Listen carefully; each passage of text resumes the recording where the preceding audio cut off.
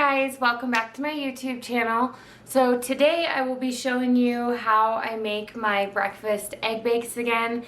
This will be a different version, so I'm going to be doing pesto egg bakes. So these will have pesto, spinach, tomatoes. I'll show you guys everything that I'm going to be using.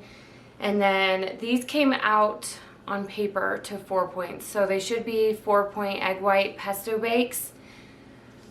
It sounds so yummy. So I will show you guys how I prep everything and then how I store it. So stay tuned and we will make some pesto egg bakes.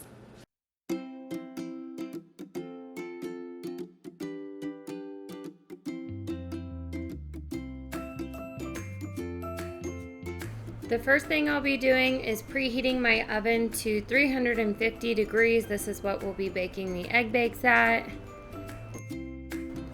Then I'll be taking a pound of 96.4 ground chicken and cooking this up on the stove. I just seasoned it with some garlic, some onion powder, and dehydrated onions. No specific amount really, I just kind of put as much as I like on there.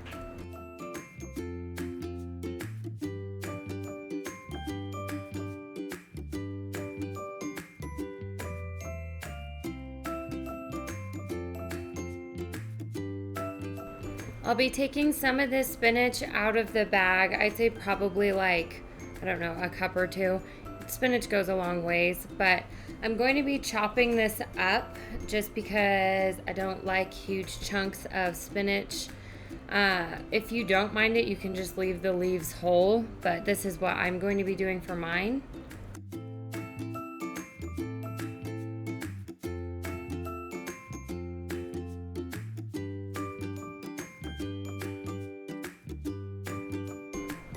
So I'm going to be taking these sun-dried tomatoes and weighing these out.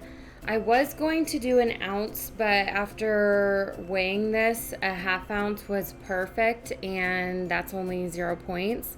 Check the brand though. Trader Joe's has one just like this, and it does call for points. This one did not, so I will be doing a ½ ounce for each of these and weighing out 5 different portions.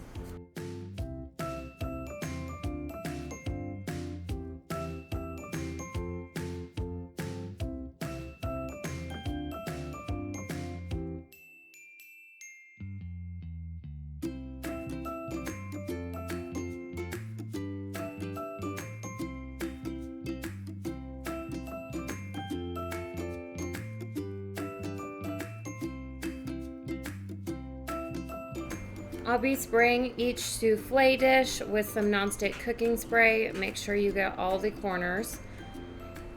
As always, you can totally do these in like a cupcake pan, a jumbo cupcake pan, whatever you have on hand. I bought these because I like putting a lot of stuff in mine.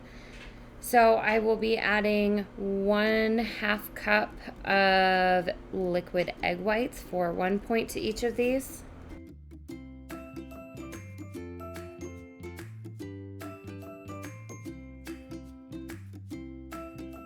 I'm going to be adding 1/4 cup of this low-fat cottage cheese into each dish as well.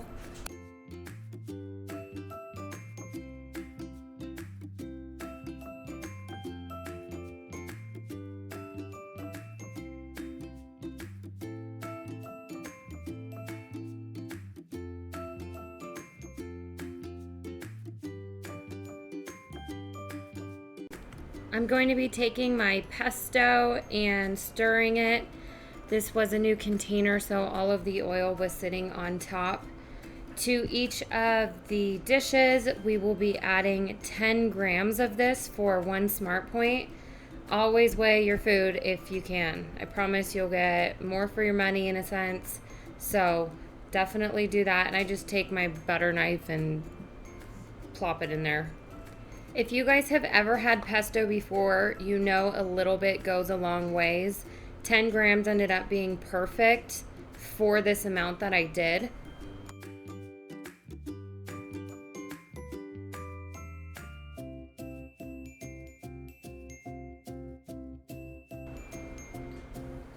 And that's what it looks like so far. I know you guys are probably thinking this looks freaking disgusting, but it's not, I promise. So with that same butter knife, I'm just going to mix these around a little bit and get everything incorporated.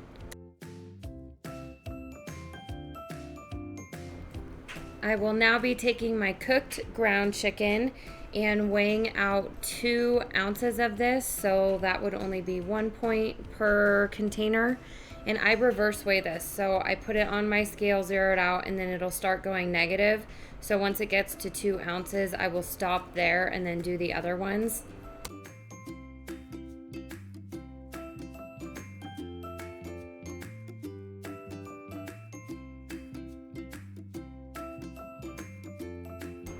To finish these off, I'm going to be placing just a little handful of that chopped spinach into each one, and then also our pre-weighed sun-dried tomatoes.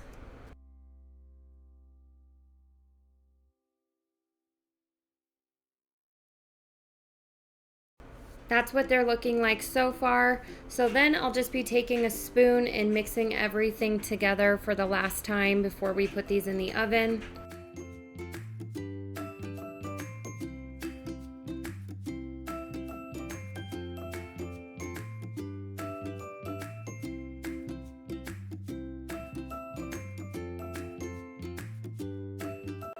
My oven is preheated to 350 degrees, so I will be adding these and baking them for 45 minutes. If you're choosing to do these in like a muffin tin or something like that, it probably won't need as long. But here I'm just setting my timer to 45, and I ended up doing them for 50 minutes. It just depends on the day, I think. So out of the oven at 50 minutes, this is what they look like. My house smelled amazing. That pesto is just, so bomb. So this is what they look like. Now I'll be putting each one in their meal prep containers. Let them cool off before. I think that's obvious, but I did let them cool for about 30 minutes before handling them.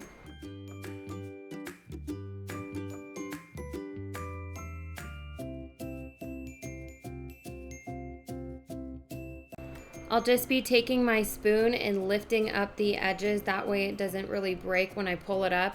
On some of them, I didn't pull up far down enough, so it did end up breaking, but it all tastes the same at the end of the day.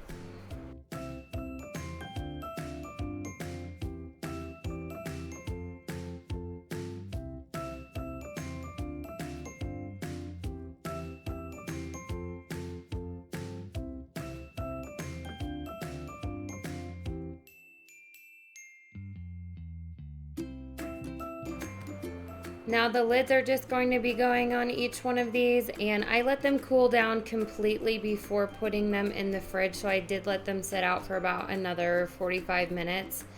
And there you guys have it. This is so easy. They smell amazing. I cannot wait to have these for breakfast every day this week. So these are meal prep breakfast for the week. I really hope you enjoyed this video. If you did, make sure and give it a thumbs up, subscribe, and I'll see you guys next time.